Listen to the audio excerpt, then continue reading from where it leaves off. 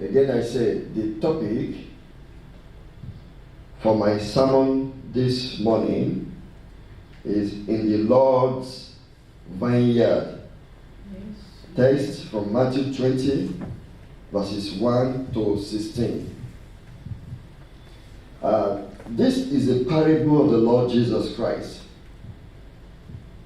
Unlike the parable of the sower, Jesus did not interpret the meaning of this parable to his disciples. And so many preachers, so many theologians have interpreted it the way the Holy Spirit ministered to them.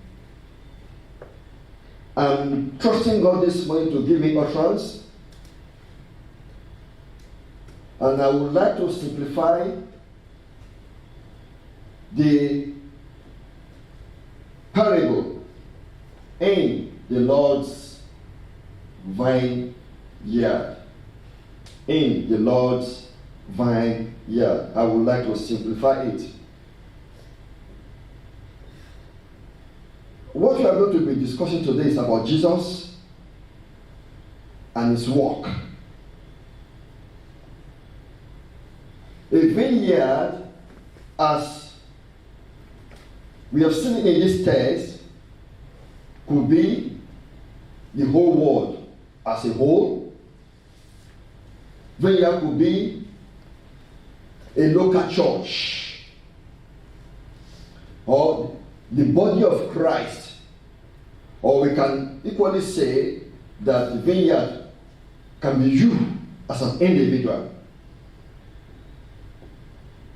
And we see in this text that the whole owner of the land, or we call it the landowner, went out at certain hours calling people into the vineyard to go and walk. So I'm going to be giving some highlights on the key points which I would like you to note this morning, or the areas of interest. The areas of interest. Can someone please switch off the light here? So, the first area of interest which I would like to mention is there is a space for you in the kingdom. There is a space for you in the vineyard. There is a space for you in the vineyard. So the first point I'm noting in this passage is you have a place. You have a space. Look at what the Bible says in Matthew 20 verse 1. For the kingdom of heaven is like a landowner who went out early in the morning to hire laborers for his vineyard. The condition to be a worker in the vineyard of the Lord is salvation.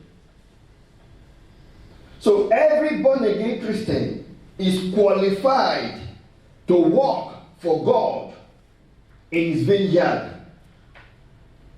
In other words, we are saved to serve. We are called to serve. A vineyard can be described as a piece of land broken down into pieces. So there are sections, there are sectors, there are areas allocated for each person who is saved by the blood of the Lamb. So when you are saved, you have a place allocated for you in the vineyard of the Lord.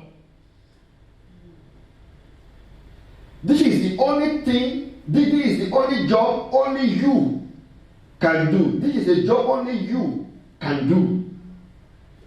Because the way God creates you, God created you uniquely that no one else can fit your purpose. Only you can do the job God has ascribed unto you. There is a space for you in the vineyard. The landowner went out in the morning. He saw some people and hired them, come to my vineyard and work. And they agreed on a denarius for a day's wage. So in this vineyard, only you can do what God has asked you to do. There is a space for you. Not only that, the Bible says something which I would like you to see. In 1 Corinthians chapter 3, verse 9, the Bible says, for we are God's fellow workers. You are God's field. You are God's building. In other words, you are God's fellow workers. God is working along with you. So in the Lord's vineyard, the landowner is not just calling people to come and work. He also is working in his vineyard. That's number one. God is working with the workers in the vineyard. Another thing is, you are God's field. And this implies God is working in you and through you for his vineyard. So I've said three things there. You are working with God. God is working in you as a person, as his own vineyard. And God is working through you in his vineyard to help humanity, to help others. And the Bible says in Ephesians 2:10 that for we are God's masterpiece, that is the blueprint, the original. He has created anew in Christ Jesus so we can do the things he planned for us long ago. So the condition, like I said before, is to be created anew in Christ Jesus, that is being born again. And as soon as you are born again, you have a job to do in his vineyard. That is, he has planned it long ago, even before the foundations of the world. Now, the vineyard is like a puzzle. And I will show you a picture now. It's like a puzzle. This is a puzzle about Australia. You see kangaroo here, kangaroo, you see shark, you see dolphin, and you see emu, you see all these kind of birds there and animals. It's like a puzzle. For example, look at this kangaroo. About 8 puzzles forms this kangaroo in the puzzle. If these puzzles, these 8 people, did not fit it into their role, this picture will not be seen. The puzzle is not complete until you put each puzzle in its right place so that you can get the overall picture. Human beings cannot see the overall picture, but God in heaven sees the overall picture. So each person, I said, this puzzle here, this is one person, that is one person, that is one person here, there is one person here. So until you fit into your whole purpose, the whole picture will not be there. It's like a puzzle. You have a role to fit in. Or you do not know until you engage people. There is much work to be done in the Lost Vineyard. I was talking to a brother about a month ago, and he said someone in his church called him, and he said, this has been bothering my heart for a very long time, and I wish to discuss it with you. And he said, what is the problem? He said, I've been thinking that this African traditional religion is actually better. I feel like I go back and let me go back to my old, the African traditional religion, where they were worshiping idols. God of iron, God of water, God of this, God of that. And he said, because actually the missionaries, they brought gospel to us, and I just feel like the man was surprised that someone who has been worshiping in the church for more than 10 years, even his family back home, were Christian. Family is not the nuclear extended family, we're all Christians. How can he utter such a statement? And why did he say that? How could he say that? Why? The devil was already messing up with his mind. You do not know what is going on in people's life until you engage them. You do not know what people really believe until you start talking with them. For example, there's a person who had passed through many programs in the church, who has participated in the prayer meeting, in Bible study. He has also many sermons. And all of a sudden, I just feel like doing my tradition and the whole father's religion, paganism. I've told you here that I engaged someone a few years back, and I was talking to him, and said, please open to the book of Genesis in the Bible. He was just flipping through the pages of the Bible, and he doesn't know, this guy doesn't know that Genesis is the first book in the Bible. He was just flipping Bible like this. And he told me that he was worshiping in the mega church, which I don't want to mention. You will think everything is normal, everything is right with that person until you engage people. You will know that is when you will know what they really believe.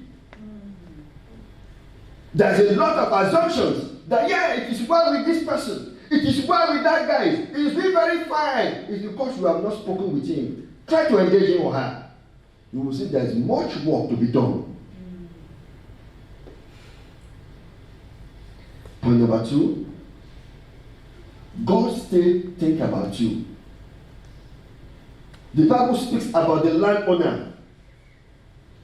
He went out at the 6 a.m. in the morning. He went out at 9 a.m., 12 noon, 3 p.m., and 5 p.m. gathering workers to come into the vineyard. Why is this landowner interested in people? Why is he calling people to the vineyard at every 3 hours, and even when it was an hour to go? He finds some people idle in the marketplace, and he called them also. You also go into the vineyard and walk. This speaks that God is interested in you. God is still thinking about you. It is given for human beings to preach the gospel, not angels. And if angels were permitted, angels would have descended and they would have been knocking on doors, preaching the gospel about the Lord Jesus Christ to everybody. But they are not permitted. But all human beings have authority. We have jurisdiction. We have dominion over this world. God has given us this world. So God will send human beings to human beings. Amen. Not angels, but human beings to human beings. To bring light unto others. So God has never abandoned anybody. He has you in mind all the time. So marketplace, and I perceive, let me say this, that as a landowner is walking through the vineyard, looking at various areas, sectors, plot by plot, acres by acres, and you perceive, look at this area. Much work to be done in this area. Where are you supposed to be here? Akin is supposed to be here. Where is he? And someone said, he's still in the marketplace. I saw him. at the junction, that intersection at Aero, there's something there. Go and call him. There is a job to be done in the vineyard. Go and call him. Yes. That's the way it works. Much work to be done in the vineyard. Some areas are still uncultivated. There are still some debris to be removed. They need to put the seed in the road in some areas. Someone needs to nurture the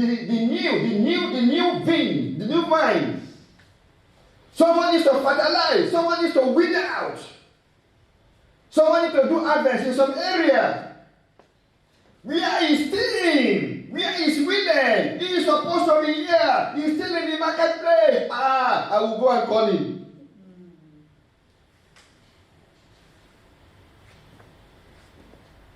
And you see Jesus calling people. As they are getting saved, calling people to his vineyard to go and walk. So you are saved to serve. You are called to serve at various roles and at various capacity. God has not forgotten about you at all. Even the Bible says that, see, I have inscribed you on the palms of my hands. Your walls are continually before me. Isaiah 49:16. The word inscribed means something that is engraved. You cannot erase it.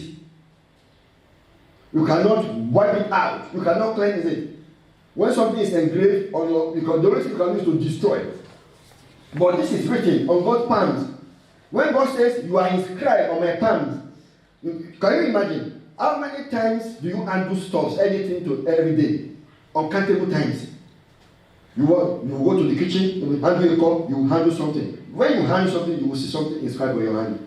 When you grab a pen, you want to write something, at least you will see your finger. Something is inscribed on your hand. So God is trying to say, constantly, you are always in my mind. I'm not forgotten about you at all. And he said, your words are continually before me. I've seen you. I'm looking at you every time. That is why the landowner, and I see him here going out every 3 hours, 6 a.m., 9 a.m., 12 noon, 3 p.m., even at the hot hour. Look, no one does business like that. How could you say someone at 11th hour, they are going to close 6 p.m., and you went out and gathered some people also to come work 1 hour in the vineyard? No one does business like that in the real world. Otherwise, that business will close down. But this is spiritual. This is about God's kingdom. And this is actually not talking about money you will receive or rewards you will receive. It's actually talking about the salvation. Salvation is common. Eternal life is common to all believers. When we get to heaven, we are going to get our rewards. That's okay, at the Bema seat of Christ. But something is common to all believers. Whether you arrived late or you started early, the common thing is eternal life to all human beings. My point number 3 is there is no need for competition in the vineyard. The vineyard is so wide and huge, it's vast, that you don't have to collide with someone. There shouldn't be any dispute of any sort. Thousands of birds will fly in the sky,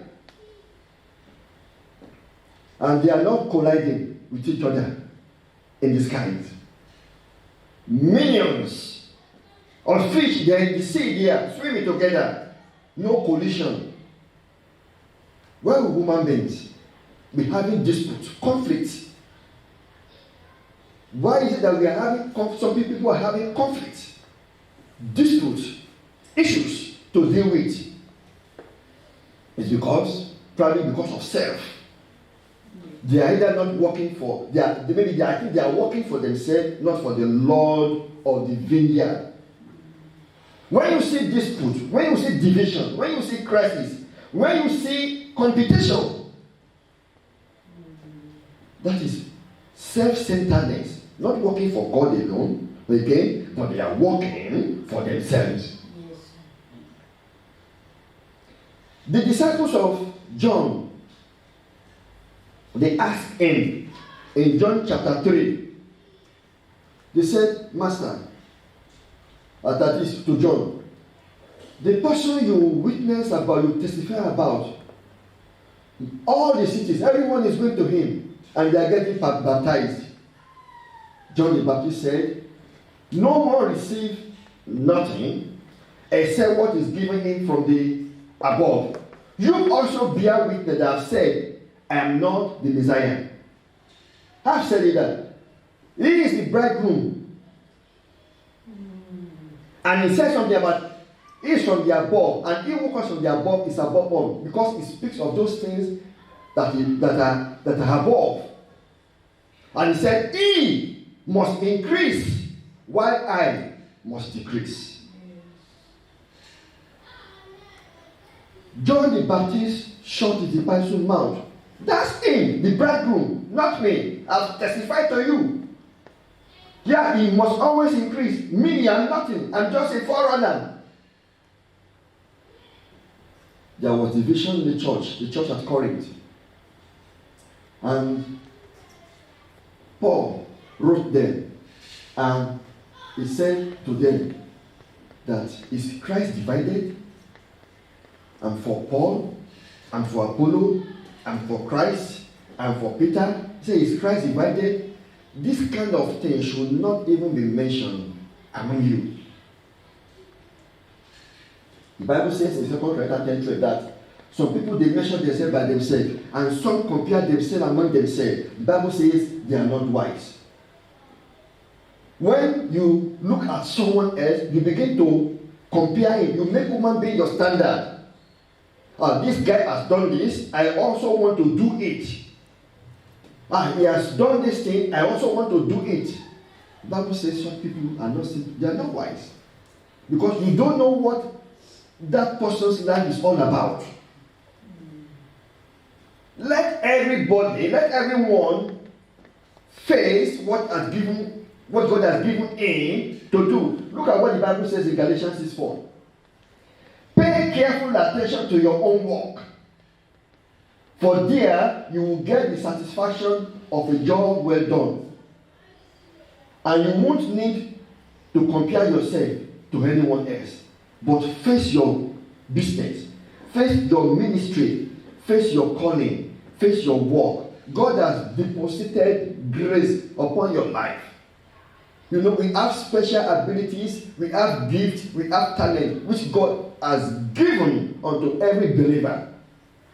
Face that one squarely and use it for the glory of God. Don't let there be no competition. No, there are some third world countries, and they have some densely populated cities. I don't want to mention the country so that it will be as if I'm denigrating a country or a particular city, but it has happened that in one of the third world countries, a big city is there, and because of the population, they don't have enough space. So in a building like this, you can have 4 churches. And you know what they will do? They will direct loudspeaker to each other. Loudspeaker of this church faces that one. And so they are competing and they are disturbing, becoming public nuisance. Competition. It ought not to be so even in the body of Christ. Because the vineyard is huge, is vast. No need for disputes. No need for, you are doing my job. You have your own allocation, which he has given unto you, like a person. You have your own area. Face your business in that room. Do that work, which he has committed into your hand. Christ said, my food is to do the will of him that sent me, and to finish his work. John chapter 4, when he was talking with the Samaritan woman, they asked him, Lord, we have just food. Eat. He said, no. My food is to do the will of him that sent me. Not just to do his will and to finish it. So it's not about working in the vineyard, even finish your task so that we can have a whole picture. Even though you may not see the whole picture, but God sees everything.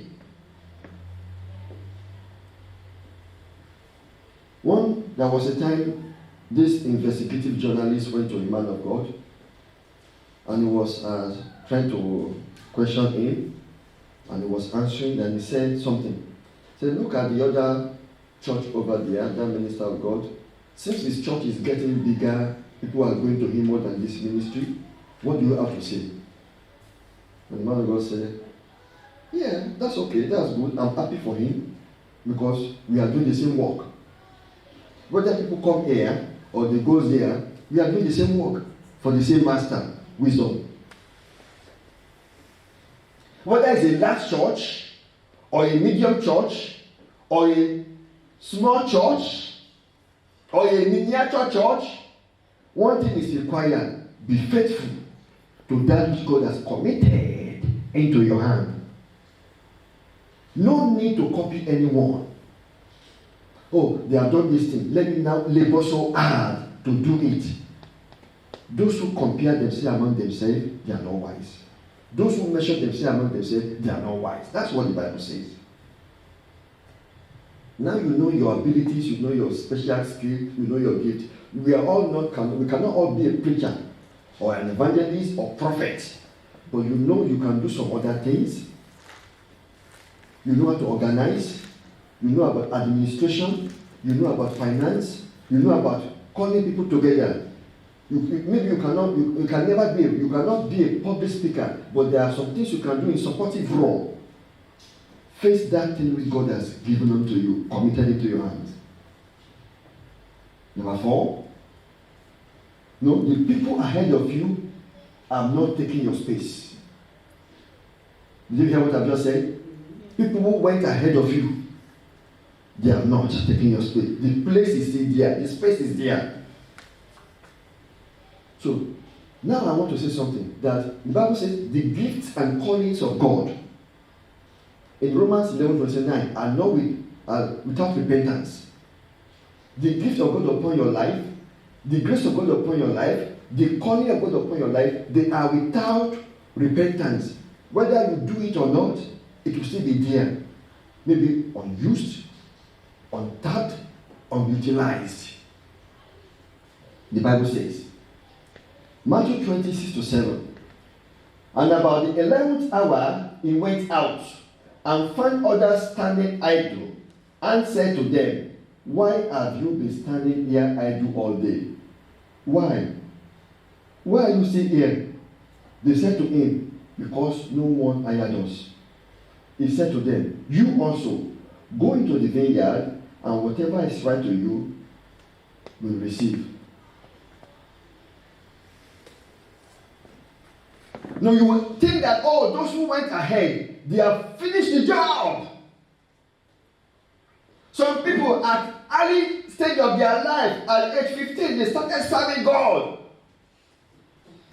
Some people at age 20, some at age 30, some at age 40, they started worshiping and serving God. You would think all people, they have been in the vineyard for a long time. The job is complete. No. It's not. The job cannot be complete without you. Because there is a space you should occupy in the body of Christ. There is a space, there is an allocation for you, which only you fit properly. That's why the landowner was going to all the time to the marketplace. Go and look for these workers. Come here. At the 11th hour, he went out. So the space is there, unused, untapped, unutilized. Perhaps in the section of the vineyard, some are ready for harvest. But where is the worker? Where is the laborer? Where is he? Nowhere to be found. Now, why are we going to sit comfortably when people are perishing? Why is it that we are comfortable when people, even in our own family, I'm not saying outside now, even in our own family, they have not surrendered to the Lordship of Christ? Why is it we are so comfortable, we are at ease, when your brothers and your sisters, or probably your parents, they are still living in sin, they have not given their life to Jesus?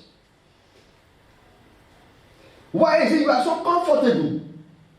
He said, why you are standing idle? You are standing idle at the 11th hour. Why? If you knew what hell meant, if you knew the horror, the pain, the agony, the blackness, the darkness, the evil of hell, you will not want your worst enemy to go there. If you knew what it meant to be eternally separated from God, you will never want your worst enemy to go to the place they call hell. If you knew what hell meant to be in the presence of God forever, you will do whatever it takes to reach out to the people, starting from your own Jerusalem, your family, nuclear family. From your nuclear family to the extended family, family at large, your clan. Then from there to your neighbors, to those your workmates. If you knew what it meant to be eternally separated from God, when you see sinners, you will, God, please do something. Don't sit idle, it doesn't concern me. No, I've told them they don't listen to me. God, yes, I've done my best. It's up to them. Don't do that. We are saved by grace, through faith. Please and please, your space is still there. It has not been taken. Your gifts are still there intact. Your callings are still there intact. When will you go in? For these people, at the 11th hour, he called them 1 hour to go. So it's never too late. Now is the time. There are some places you cannot go in this world. But your phone messages, SMS, Bible verses, you can send. There are some villages you cannot go. There are some areas in the countryside you can never reach. But your phone messages, because of technology we have today, you can reach some people. When you are blessed by a sermon, you can post sermon to people who you know is not a Christian. When you know someone is still living in sin, is still in darkness, you can send Bible verses through this technology to people in a remote area, and they will receive it. Where you cannot go, your prayer can reach. Where you cannot go, your money can reach. There are some mission board all over Australia. You can go to them and assist. They are looking for people who can help financially. Your money can go there. Your prayer can go there. Yes, you can reach them through this thing. Why will you still be sitting idle at the 11th hour when souls are perishing? Why don't you tap into the grace and resources of God upon your life? And finally, okay, let me read this Bible passage before I go to the last one. Christ says something, and let me just read the yellow one only.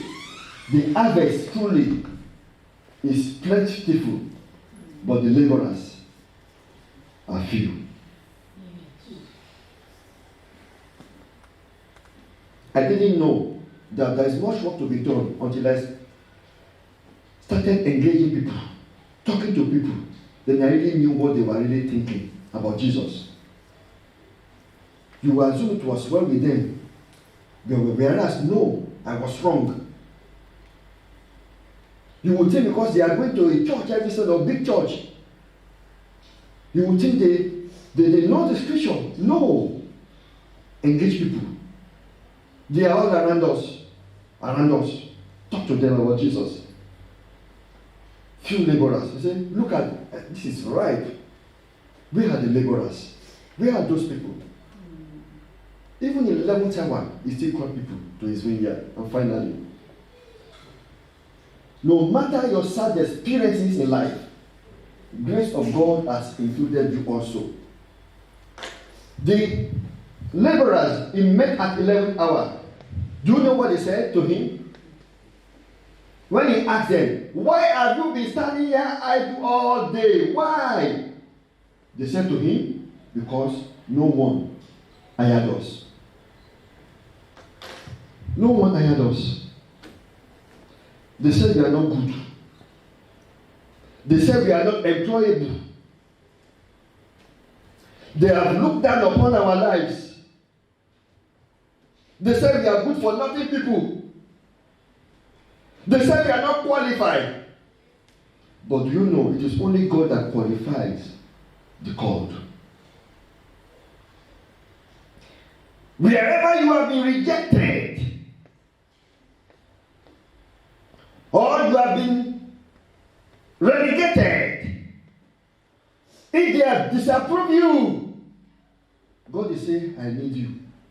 Because God sees something in you. God has deposited something in you which only you can do.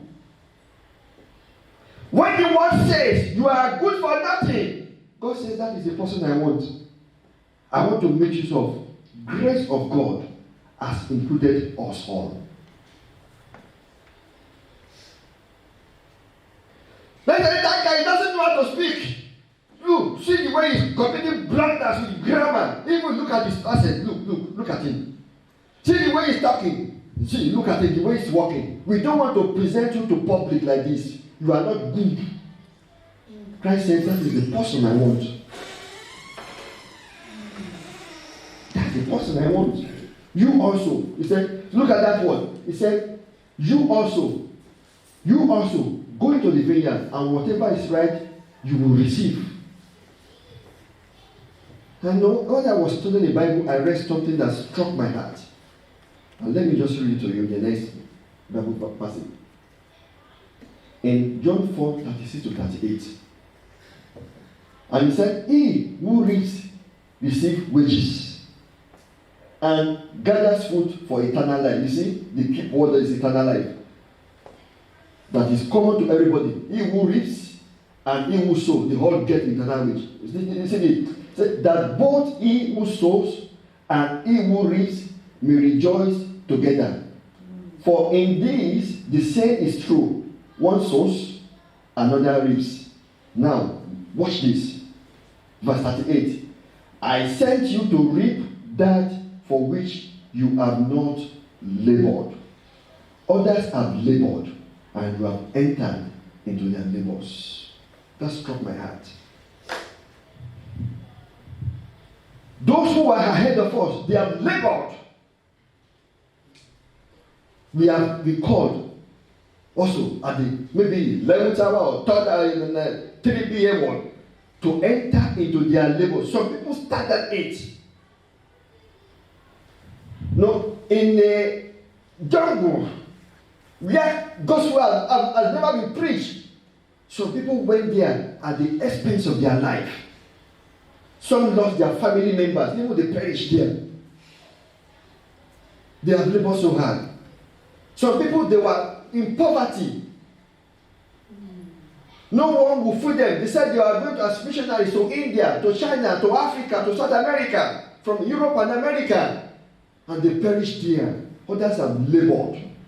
You and I, we have entered into their labor.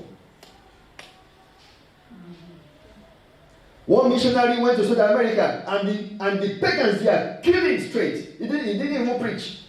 Someone went to India for 30 years of ministry in India. He only had one soul. you will call it failure.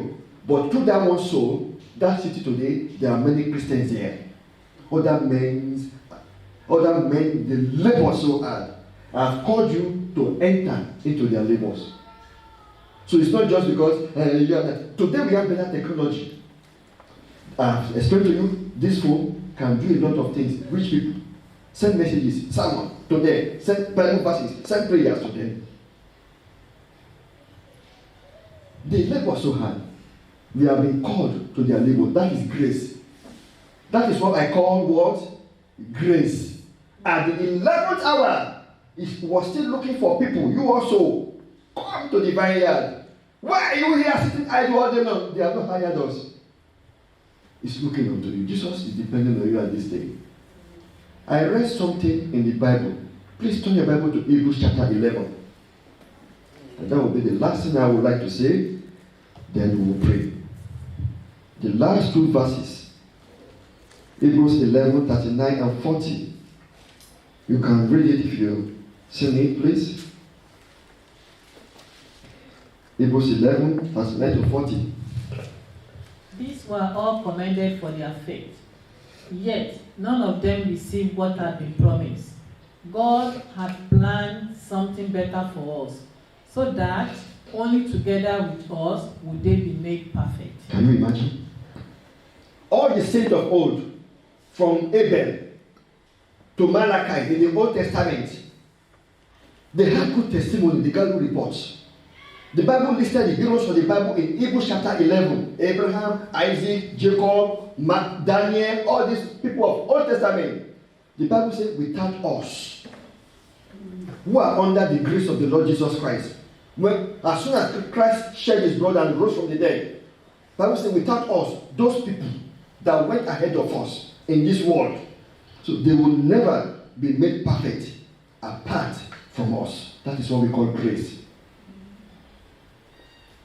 So will you say that I'm not concerned? I don't want to do anything about this. Just leave me as I am. It will be unwise. Let us pray. I want you to talk to God today in prayer. Go before the Lord in prayer today.